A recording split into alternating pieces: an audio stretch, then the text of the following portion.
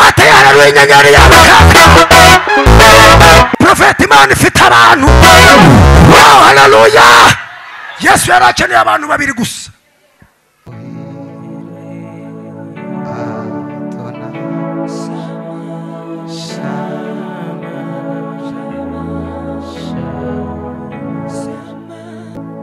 Jehova lafu uyu mwuka wo kugendera kuri iyi mbago uceceke kuno kuguru guhera uyu munsi kube kuzima imbaraga zaguteraga Lomesiaf ndazisenye mu butwari nahawe n'Imana. Waravuze ngo nzarambika ibiganza ku bagwayi bakire. Ndasenze ngo uyu mwuka w'imbago urangire. Wino tata sha wino shama sha wori ya mama sete yabo wino hello ari kuri telefone naya. Imana irambye ngo tuyaguhe kugira ngo uvuga butumwa rirusheho kwamamara muri wowe. Imana igufungurira imiryango y'amafaranga aha abandi baburi uzahabonere kuva uyu munsi. Imana iguha bakumva, Imana iguha bagutega amatwi, Imana igufungurira ibirere byo gutunga amafaranga aha abandi baburiye ntukahaburire. Inzira z'Imana zongere zugurugwe. Imana iguhuze n'abakomeye, Imana iguhuze n'abashigikira icyo Imana yagushizeho, Imana iguhuze n'umugambi yateguye ku buzima bwawe. Abaguca intege, abagushenya, ab'Imana bagukureho, Imana ihagurutse abagufata amaboko muri iki gihugu.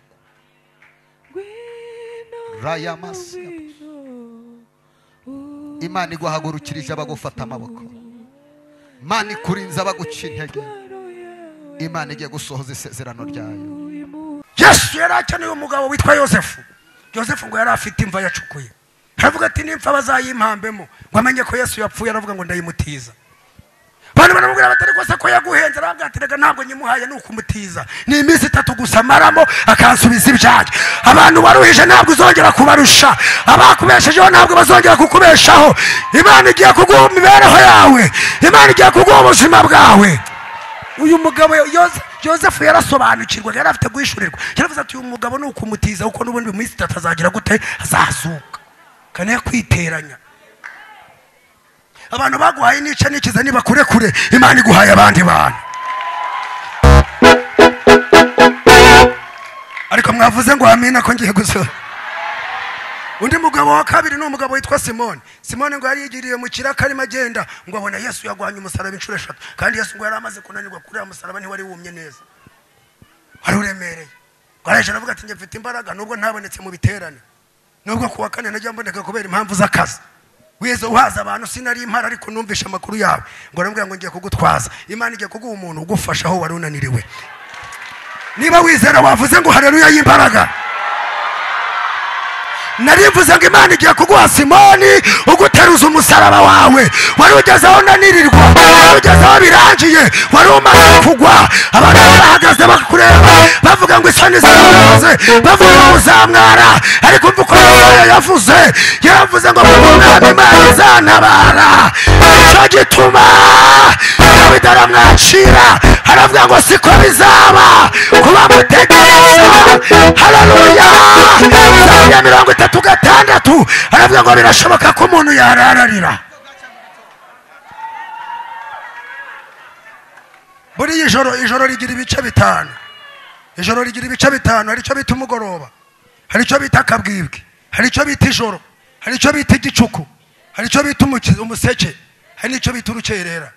Buri wese abafite ijoro rye, buri wese afite aho bigeze. Hari uri mu kagoroba abantu bacimwitaho, hari uri mu kabwibwe batangiye kuvuga ngo ariko n'Imana cyangwa siyo, niyo yamuhamagaye cyangwa siyo. Hari abari mu ijoro bari kwirwariza, hari abari mu gicuku batagihamagarwa n'abantu. Uzarebe iyo waraye kwa muganga rimwe abantu bose baragemura, ariko iyo umaze y'ukwezi basigara bahamagara ngo ariko aracyabaho.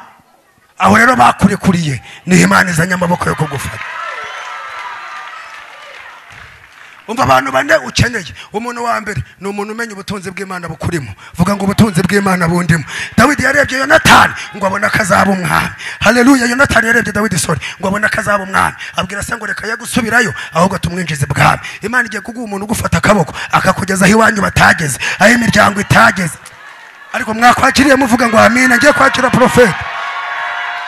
haleluya. Umuntu wa kabiri ni umuntu ukuvuga neza aho utari. Ubu kimwe mu bintu byagutindije, kimwe mu bintu byaguhombeje ni abantu bakwishe. Dufite abantu baduhambye, baduhamba mu mitima y'abandi bantu. Wamubaza uti Prophet Imana ivuga, uramuzi ati ndate ababa we, ati nawe ubonye ibyo uvuga. Kubera iki? We ntabwo akwemera, ashaka ko n'abandi batakwemera. Icyo gihe rero akadushingura mu bantu, wahura n'umuntu akakwikanga kandi yendaga kukubera umugisha, ati barakumbwiye.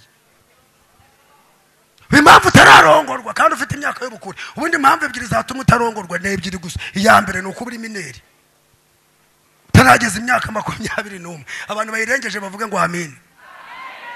None sugira ngo irasubira inyuma kuko utikirije. Iyo urengeje imyaka 21 utari mineri uba ugomba gushaka. Ariko impamvu biteme wibanira fiyanse upfa gupostinga gusa bati Hago ndibira bintu byanyu byo gupostinga buri kanya ninde wabibabwiye ngo mana ngo gitangaza ngo Imana iratsinze kandi ubukwe ne burabo. Gahita umenyesha abarozi gahunda ufite.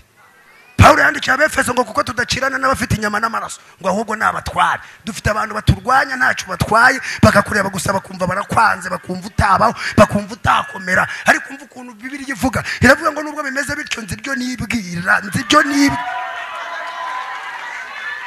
Reka nkubwire utuntu dutatu tugaragaza kuri mu mugambi nsoze. Icyambere kizakubwira kuri mu mugambi w'Imana nuko usimbuka impfunyisha.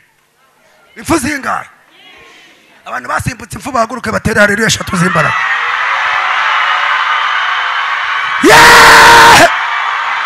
Komeza uhagarare, komeza uhagarare. Nyaganyaza uburyo n'ibumoso. Umubwire ngo buretse gupfa ubanza urebe ineza y'Imana. Buretse gupfa Imana ibanze kugirira neza. Imana kuroga uzaburuka uko byagenda kose. Umuntu wasimbutse impfu zirenze rumwe, nushaka nutaha ugende wigurire soda, ubwire Satani ngo ndacyariho, umuntu ngo uzaca bwongere buce. Icyakabiri kizakubwira kuri mu mugambi w'Imana nuko abantu bazakurwanya ariko ukabatsinda. Nuba n'abantu bakurwanya bari ku rwego warenze, uzamenye ko izo ntambara zidasaba gusenga, izo barazikiza. Nuba n'umuntu ntacyo yagutwara ari hasi yawe, ntuziri gupfusha amasengesho ubusa. Buri amakosa y'abarokore bameze nk'intare. Intare niyo nyamaswa igira imbaraga ariko isaza vuba, kuko imbaraga ikoresha ku rukwavu ni nazo ikoresha ku nzovu. Umuntu bakamuvuga akiyiriza 3 nubwo wabayo umunwa n'icyuma uzavayo bakikuvuga. Ayo masengesho uri kuyapfusha ubusa. Ntugateregere nada ahantu hatari ngombwa. Hari abandi bazimu bari imbere bazakenera kusenga. Umuntu uze kukuvuga bigutwaye iki? Kandi nuba n'abantu bakuvuga bakubwira ibintu bibiri. Cyambere ujye umenya yuko ibyo batekereza ari bito kuri wowe, wowe uburuta ibyo batekereza, kuko bakubonera umwanya kuko ntacyo gukora bafite. Bwira umuntu kwaje mugutari kujya wisobanukira.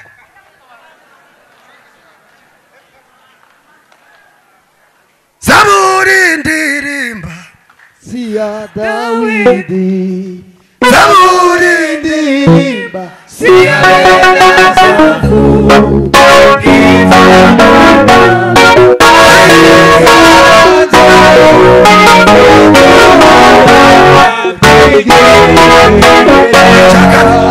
nuba n'abantu bakurwanya mu buzima bwawe ujye umenya yuko bagutinya. Kuko umuntu nakubonera umwanya burya bayabonye icyo uzabacu utarabacu, akakurwanya ngo utabacu, Imana ikakurinda ngo uzabecu.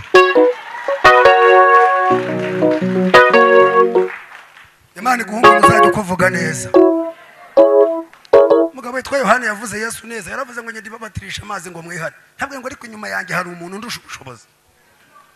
Burezi yuko iyo umuntu akuvuze neza ku gatuti ukaza kubwiriza barakuvuze neza, ukorera mu mavuta abiri, ayo usanganywe nayo wakwakiriye.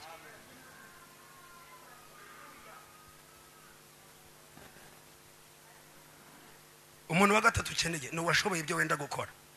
Ntukagendane n'umuntu wananiwe ibyo ushaka gukora. Kusanga umuntu ngo agiye gushyiraho marene kandi marene ari divorce. Inama y'urugo azaguhaniye azakubwira ngo abagabo bose ni babi, ugende warabyishizemo. Wowe urabaza umuntu ngo azacuruza iki kandi yarahombye ubizi, atakubwira ngo amafaranga yarabuze. Mbariza umuntu kwegira utubundi yari ahari ryari. abantu amafaranga yarabuze yari banki yahiye se amafaranga yawe arahara ahubwo nturahura n'abayakubikiye nturahura n'abayafite tugiye gukora icyo bita divine connection guhura n'abantu bafite ibyaha sanga umuntu ari kuganira ngo abagabo barabuze ukeneye bangahe urashyiramo ubwinshi ngo abagabo barabuze ubundi washakaga bangahe mufate mu kiganza mubwire ngo ibyawe ntaho bizajya igihe iyo kigeze kiba cyageze niba ushaka gukora ibintu bikomeye gendana n'abantu babishoboye kuko umuntu wabishoboye ntabona umwanya wo kukurwanya ahubwo aguha amahame yo kuzamuka kuko ntabwo agufitiye ishari kuko aho ushaka kugera yarahageze uragendana n'abantu bananiwe ibyo ushaka gukora buri gihe bahora bakubwira ngo ntabwo uzabishobora kugira ngo musangire ikimwaro cy'uko mwese byabananiye abajya bavuga ngo na runaka se ntibyamunaniye uzarebe iyo umuntu atagisenga ahita akubwira ngo nta bantu bagisenga kandi bose baraguye niko Eliya yavuze Imana iramubwira ngo hari ibindi 7,000 bitarapfuka abantu rero bakunda ibimenyetso kugira ngo bagene aho uzagera bashingira aho uvuye bakavuga ngo ubwo kwa runaka ubwo yize amashuri ya naya ngo buri azagera hariya ndashaka kubamenyesha ko nta bimenyetso bihari Yesu akora Bibiliya ivuga ngo akuriraho ibya mbere gukomeza ibya kabiri ntabwo Imana igiye kugukorera ibintu yigeze gukora Imana igiye kugukorera ibyo itarakora kuko nibyo birimo imbaraga z'Imana igitangaza ni iki reka mbaye formule dusenge igitangaza ni ikintu cyose kibayeho abantu batatekerezaga ko kitabaho kandi kigakorwa n'umuntu utaragikoraho ubwo nta gitangaza cyisubiramo kibaho cyakabiri kugira ngo igitangaza kikubeho ntabwo bisaba haleluya z'umurambaruro cyangwa iki biragusaba formule gusa ni ukwizera ugakuramo gushidikanya egare miracle